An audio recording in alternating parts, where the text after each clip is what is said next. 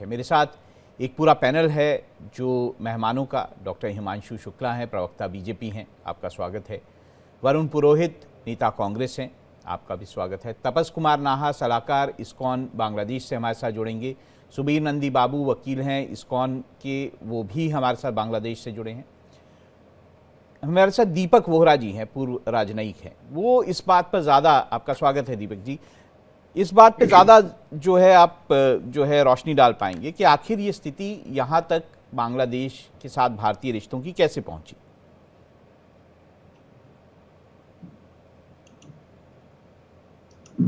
मुझे कुछ कहना है अभी? दीपक जी, आपसे ही मैंने सवाल किया कि आखिर भारत और बांग्लादेश के जो रिश्ते इस वक्त दिखाई दे रहे हैं, ये स्थिति यहाँ तक पहुंची कैसे? हमारे को सर हमेशा आपके चैनल पर बहुत अच्छा लगता है, बहुत कुछ सीखने को मिलता है और बाकी आपके विशेषज्ञ जो हैं उनकी भी बात बड़े ध्यान से हम लोग सुनेंगे। मैं तो रहा हूं उस इलाके में, तो आप पूछ रहे हैं कि ये सिचुएशन कैसे डेवलप हुई है। सर किसी भी देश में, और मैं 6 देशों में आपका राजदूत रह चुका हूं, जहां पे हम देखते हैं कि इस प्रकार की स्थिति बनती है, खासतौर से यंग लोग जो सड़कों पर उतर आते हैं, जैसे शेख हसीना के अगेंस्ट वो लोग उतरे थे। इसमें 4 मुद्दे होते हैं। यंग पीपल परेशान होते हैं जब बेरोजगारी होती है, जब भ्रष्टाचार होता है, जब वहां पर possibility of a better life उनके लिए नहीं होती है, और फिर नेपोटिज्म, भतीजावाद, भाईवाद, चाचावाद होता है। तो ये सड़कों पर उतर आते हैं। मैंने बहुत से देशों में ये देखा, उतरते हैं, फिर वहां पे क्रांति आती है, और फिर हमेशा वो करते हैं, टारगेट करने की कोशिश करते हैं उस देश को या उस समाज को या उस समुदाय को जिन्होंने प्रीवियस रेजिम को सपोर्ट किया हो, जिसके साथ उसकी दोस्ती हो। बांग्लादेश में भी वही हो रहा है।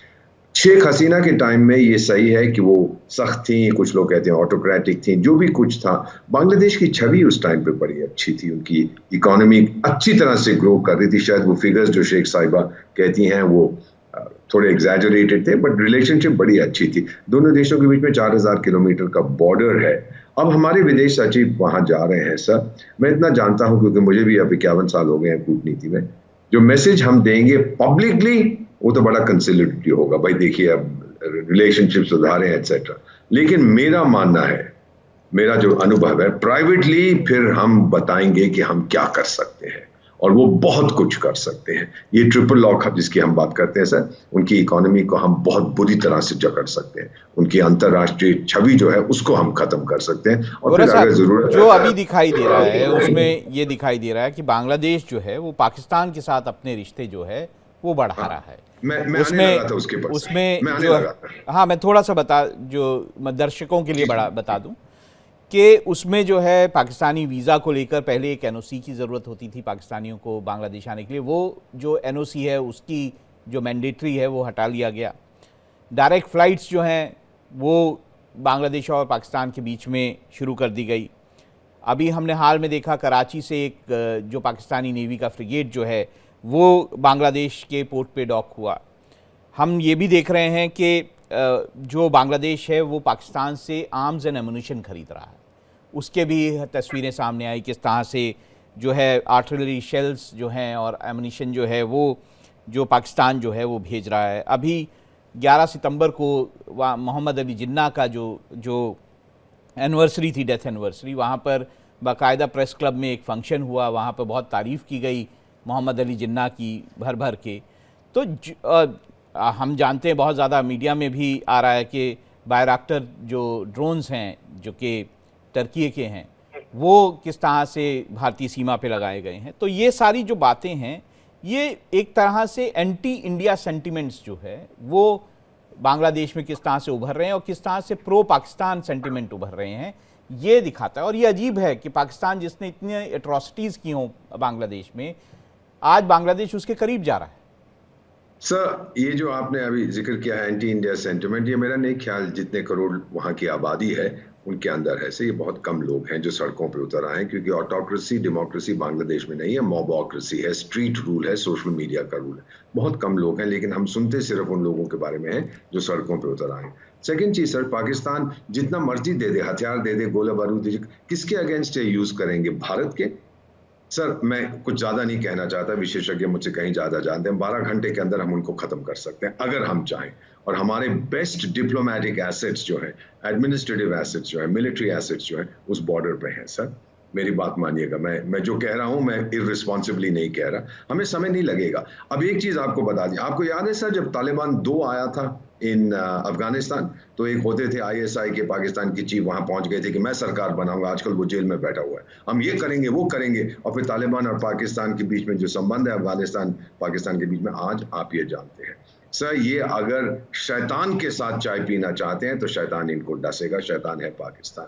ये कुछ नहीं है सर, उनका शिप एक आ गया, ये हो गया, हाँ it's a matter of concern, लेकिन ये कहना क्यों जी अब तो बहुत खतरा आ गया, नहीं सर, ये नहीं है sir. We are strong enough to deal with them. और फिर जो मैं देख रहा हूं, अब फूट पड़ गई है सर।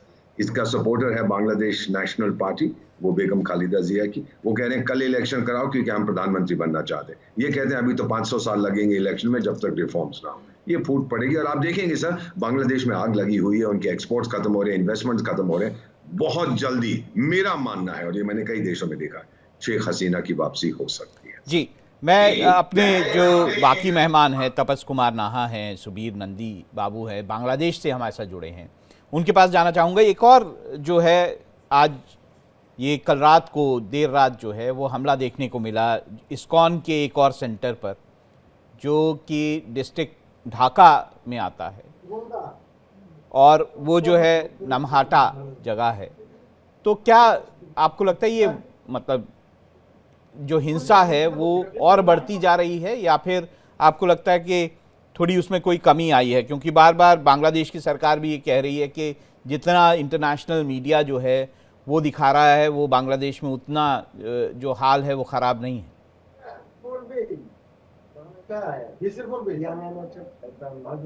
तपस, आप मेरी आवाज़ सुन सकते हैं? ओ नमस्ते। ये एक तुराग थाना में ढाका में एक एक एक, एक लक्ष्मी नारायण आखरा जी है ना, उसके पास ये आग लगा दिया जो फंडामेंटलिस्ट उग्रवादी है ना, आग लगा दिया जो ये तुराग नदी में, तुराग नदी के पार, Turag thana in Dhaka district. This is continuing process, it is हार चलता हो, चलेंगे, भविष्य में चलेंगे। We are all talking and doing nothing. So it's यह चलते है, ये बंद नहीं, कभी कभी नहीं बंद हो जाए। We can't hope that it will be the stop any time.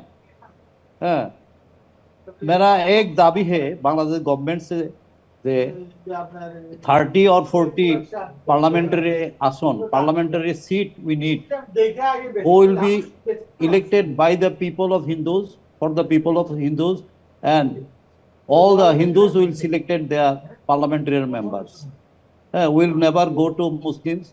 Muslims will never casting the vote for the Hindus. In this point was the point of 8 for which our Chinmay Prabhu jail में नहीं फेंक दो सरकार।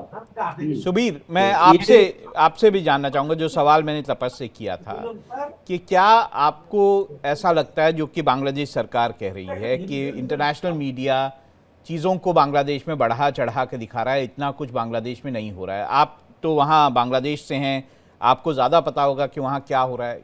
क्या international media ज़्यादा दिखा रहा है या इंटरनेशनल मीडिया कम दिखा रहा है? पहले मैं आपको टीवी चैनल का मैं शुक्रिया अदा करना चाहता हूँ, और आपके साथ जो पैनल मेरे साथ बैठा है, मेरे देश के भाई तपस नाहा, और इस बात उपस्थित है जो मेरे भाई सबके लिए स्वागतम जनाता हूँ। आप जो हमारे सनातन के लिए, बांग्लादेश के सनातन के लिए, हिंदू के लिए जो बुलंद आवाज उठाता है, हम उसको बहुत करीब से दिल से लेता है। Actually what happened in this country today, not enough in media coverage.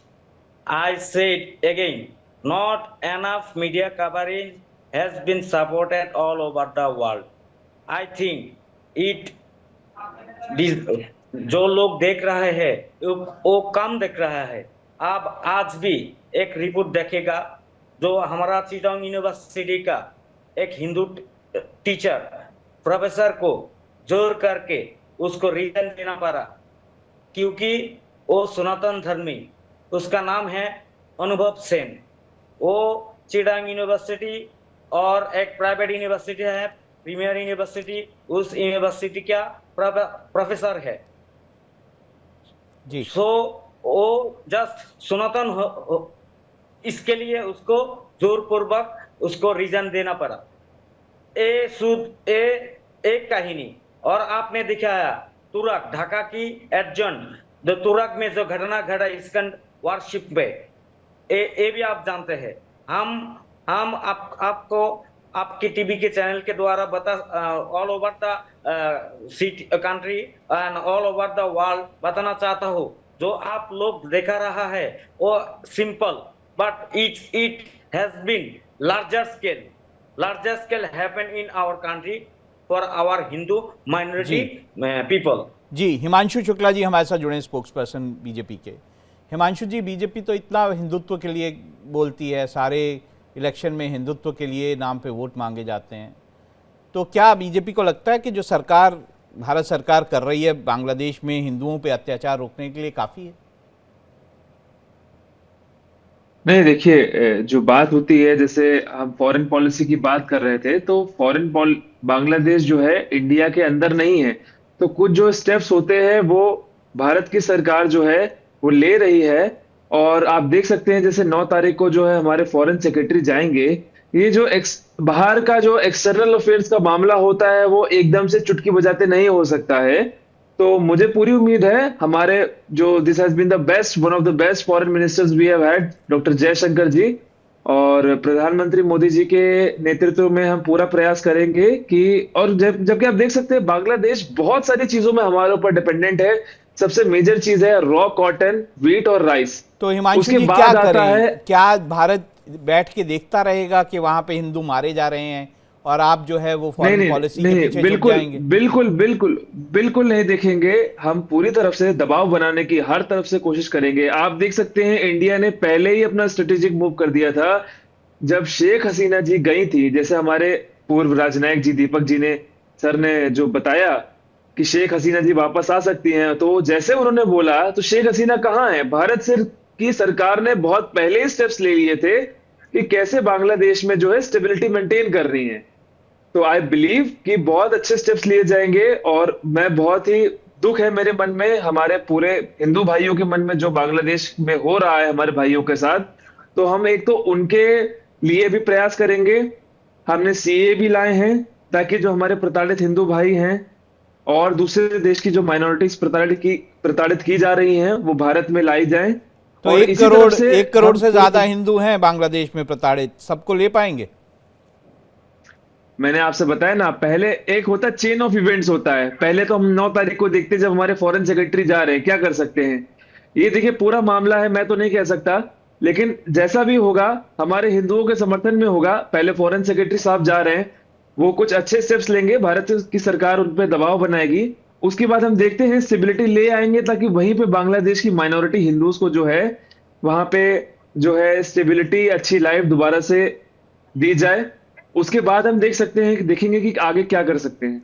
जी, मेरे साथ कांग्रेस के लीडर वरुण पुरोहित जी भी जुड़े हुए हैं। वरुण जी, क्या कारण है कि कांग्रेस जो है वो अडानी के मुद्दे पर, मणिपुर के मुद्दे पर, संविधान के मुद्दे पर झंडा लेके खड़ी है, लेकिन बांग्लादेश के मुद्दे पर गायब है, चुप है? राहुल महाजन जी, पहली बात तो देखो इंटरनेशनल मैटर है, उस पर कांग्रेस पार्टी अगर संसद में सरकार कोई प्रस्ताव लाती है, कोई चर्चा लाती है, उससे अगर खिलाफ होती है, जब आप कांग्रेस पे आरोप सर, आपके नेता जो है फॉरेन में जाकर हमारी डोमेस्टिक पॉलिसी पे बात कर लेते हैं, आप कह रहे हैं ये इंटरनेशनल इशू है। और प्रधानमंत्री जी तो परिवार पे ही बात कर लेते हैं जाकर के, मोदी जी तो प्रियंका गांधी वाड्रा पे ही बात कर लेते हैं, उसका तो क्या जवाब दिया जाएगा। लेकिन जहाँ भारत की बात है, जो दीपक बोरा साहब ने कही, उससे सब समर्थित नहीं, आपको नहीं लगता कांग्रेस को कुछ बात करनी चाहिए थी इस पे? कांग्रेस को जो है वो भारत सरकार पे कुछ दबाव डालना चाहिए था, या फिर कांग्रेस जो है सिर्फ अब मान चुकी है कि वो कांग्रेस जो है सिर्फ मुसलमानों का वोट चाहती है, हिंदुओं का वोट उन्होंने बीजेपी के लिए छोड़ दिया? राहुल महाजन जी, 10% 8% वोट के लिए जो नैरेटिव क्रिएट किया जा रहा है कि कांग्रेस 10% 8% वोट ही चाहती है, तो ऐसी मूर्खता कांग्रेस तो करने वाली है नहीं। और जो आप प्रश्न पूछ रहे हो, प्रश्न आपको सरकार से पूछना चाहिए। 10 साल से मोदी जी की सरकार है, 56 इंच का सीना लेके कहीं थाली कोटेर बजा रहे, कहीं विश्व में डंका बज रहा है। आप बताइए, इंटेलिजेंस सर्विसेज होती हैं आपकी, इंटरनेशनल इंटेलिजेंस भी होती है, उसको पता नहीं लगा कि वहां पे ये होने वाला है, कूप होने वाला है, बांग्लादेश में ऐसा अनरेस्ट होने वाला है, हिंदुओं के साथ ऐसे होने वाला है। फिर आप लाल आंखें चीन को दिखा रहे थे, थोड़े बहुत ऐप बंद करके इसको भी दिखाते लाल पीली आंखें, नहीं दिखा पा रहे हैं। इसलिए ये चर्चा हिमांशु जी, आप इसका जवाब देना चाहते हैं, आपने हाथ उठाया। नहीं नहीं, मैं ये कहना चाहता हूँ, कांग्रेस यहाँ पे क्यों नहीं बोल रही है, क्योंकि अबे कांग्रेस को कांग्रेस यहाँ भी जो है यहाँ भी उसको वोट बैंक की जो है राजनीति दिखाई दे मोदी जी रही बोले, है। मोदी जी कांग्रेस क्यों की नहीं बोल जो रहे, मानसिकता बीजेपी क्यों नहीं बोल रही है? कांग्रेस जी, के काम एक- बता अरे भाई लड़िए मत। देखिए, मैं आप आपके जाके पास अपने वरुण जी मालिकों से आऊंगा, बात ऐसा नहीं करिए है कि मैं आपसे हिंदुओं बात के नहीं समर्थन में करूंगा। बात करिए, वरुण यहाँ जी, पे मैं गुस्सा आपके दिखाने पास की आऊंगा। यही। देखिए, एक एक करके बात करेंगे तो सारी बात सुनी जाएगी, नहीं तो कोई बात नहीं सुनी जाएगी। तो पहले हिमांशु जी बोल रहे हैं, फिर आप बोल लीजिएगा। हिमांशु जी। वरुण जी, ये गुस्सा जो है आप जाके राहुल गांधी जी और प्रियंका वाड्रा जी को सिखाइए, जो बन के बैठे हैं, आला कमान बन के बैठे हैं और हिंदुओं के लिए कुछ नहीं बोल रहे हैं। अगर कुछ भी छोटा सा देश में हो जाता है, छोटा सा कुछ जी वरुण इंसिडेंट हो जी, जाता आप है, पहुंच जाते हैं अपनी 2 गाड़ी मिनट चुप लेके रहे ताकि सेक्युलरिज्म वो के बात सूरमा कर बन लें, के। फिर आपके पास आऊंगा। ये लोग सेक्युलरिज्म के सूरमा बन के कहीं भी पहुंच जाते हैं, देश में छोटा से छोटा इंसिडेंट हो जाता है। जब हिंदू के ऊपर कोई समस्या आती है, हमारे हिंदुओं के ऊपर कोई समस्या आती है, सनातन पे कोई समस्या आती है, तो ये विरोध में खड़े हो जाते हैं। ये वही लोग हैं जो हिंदू मुस्लिम दंगे में होते हैं तो 98 करोड़ रुपए मुस्लिम परिवारों को दे देते हैं और हिंदू परिवार को 0 रुपए मिलता है। 0 परिवार जी 0 रुपए मिलता है। वरुण जी, आप मुजफ्फरनगर दंगे बोलना की बात चाहते है। थे, आपको जब मौका मायावती देता हूं। रीजनल पार्टी की मैं एक सेकंड, जब मायावती रीजनल पार्टी की हेड होके बोल सकती हैं, जब ऑल इंडिया मुस्लिम सेवा संगठन बोल सकता है कि मुस्लिमों पे अत्याचार हो रहा है, तो राहुल गांधी और प्रियंका वाड्रा को वरुण जी बोल रहे हैं कि बाहर का मामला है तो हम हिमांशु नहीं जी, बोलेंगे। जब जी मायावती हिमांशु नहीं बोल जी, सकती हैं। जी हिमांशु जी, वरुण जी आप जवाब देना चाहेंगे? देखिए, बात तो वाजिब है कि अगर जो है वो बाकी चीजों पे राहुल गांधी या फिर बाकी नेता आपके बोल सकते हैं, तो इस मुद्दे पर क्यों नहीं? राहुल महाजन जी, मैं यही तो कहना चाह रहा हूँ, किस प्रकार का लोकतंत्र है कि मूर्खतंत्र है देश में। सरकार तो मोदी जी की है 10 साल से, और राहुल गांधी बोले, अरे प्रियंका सर, गांधी बोली आपके है। भी तो विचार होंगे किसी मुद्दे पर, इंटरनेशनल बता मुद्दों दिए पर ना आप भी तो विचार रखते हैं। तो पार्ट इंदिरा गांधी ने किया था। ये तो लाल आंखें पीली आंखें दिखा रहे, वो नहीं दिखा रहे। राहुल गांधी क्यों नहीं बोलते? राहुल गांधी बोलते, ये जो नैरेटिव चल रहा है इसी को चेंज करने की आवश्यकता है। प्रधानमंत्री को बोलना चाहिए, सरकार को बोलना चाहिए, पहले और सरकार का है, और वो बोलेंगे राहुल गांधी हर बात में। 10 साल से कोई भी इश्यू हो जाए राहुल गांधी बोले, राहुल गांधी बोले। ये क्यों जो फिर- इनकी सरकार की क्या आपको चिंता नहीं है कि जो कुछ बांग्लादेश में हो रहा है उसकी चिंता आपको नहीं है? कुछ चिंता है, कैसे नहीं है चिंता? श्रीलंका में हुआ जब भी चिंता थी, मालदीव में जब भी चिंता थी। मैं तो ये कह रहा हूँ, ये ढोंग पाकट रखने के बजाय एक्शन लो। आप संसद चल रही है, ऑनगोइंग पार्लियामेंट है, आप प्रस्ताव पास करिए। अगर उसमें नहीं आते राहुल गांधी या कोई चल नहीं आता, जब आप क्रिटिसाइज कर सकते हो। पहले और खुद का क्रिटिसिज्म राहुल गांधी का शुरू जी, उनका भी वैलिड एक हिमांशु जी बात है कि आप जो है पार्लियामेंट में क्यों कोई प्रस्ताव पारित नहीं करते हैं? मैंने तो आपको पहले बता दिया कि 9 तारीख को हमारे जो है फॉरेन सेक्रेटरी साहब जा रहे हैं बात करने के लिए, जा रहे हैं। हमने एक्शन ले लिया, हम ऐसा वेट नहीं कर रहे हैं किसी भी चीज का कि ये होगा आप पार्लियामेंट में प्रस्तावित करेंगे। हमने फॉरेन सेक्रेटरी साहब को डिप्लॉय कर दिया है। 2 वहां से हमने जो है एम्बेसी से, बांग्लादेश एम्बेसी से 2 ऑफिसर्स को यहाँ पे वापस भी बुला लिया है। तो हमने एक्शन लेना जो है शुरू कर दिया है। बात मैं यहाँ पे मानसिकता की करने वाला था कि हिंदू और मुस्लिम की मानसिकता जो कांग्रेस की है, काम तो सारी सरकारें करती हैं, लेकिन जो मानसिकता की है, हम आज भी नहीं भूले हैं कि जो तुकाराम ओंबले जी अगर जो महान शहीद अगर ना होते, तो कांग्रेस पार्टी ने तो कसाब को भी हिंदू घोषित कर दिया था। बस आ कि गए वो कलावा पहने हुए जी, अगर दीपक तुकाराम वोरा जी ओंबले कुछ नहीं बोलना चाह रहे पकड़ते, थे बीच में। तो दीपक ये जी, आज आप भी साबित हो गया था। तो जी, मैं जी, हिंदू जी। विरोधी जो सोच है, जी। इसके खिलाफ बोलना चाह रहा हूँ। जी। कांग्रेस की जो जी, हिमांशु। हिंदू विरोधी सोच है। दीपक वोरा जी कुछ बोलना चाह रहे थे, दीपक जी को सुनते नहीं सर, मैं इतना ही कहना चाहता था कि जो सरकार बदली वहां पर, तो हम लोगों ने बिल्कुल सही किया था सर, जो हम करते हैं, जो ये सरकार पुरानी सरकारें करती रही हैं। प्रधानमंत्री नरेंद्र मोदी ने मुबारक दी और कहा कि उन्होंने मैसेज भेजा था कि लेट्स हैव बेटर रिलेशन। लेकिन उसके बाद फिर ये इस्लामिक कट्टरपंथी जो सड़कों पे उतर रहा है, उस पर प्रेशर पड़ा है, क्योंकि हिंदुओं के साथ दुनिया में कहीं भी अगर अत्याचार होता है तो वो प्रेशर पॉइंट बन जाता है भारत के लिए। आखिर उनके पास और दूसरा देश कौन सा? हम ही तो है ना सर।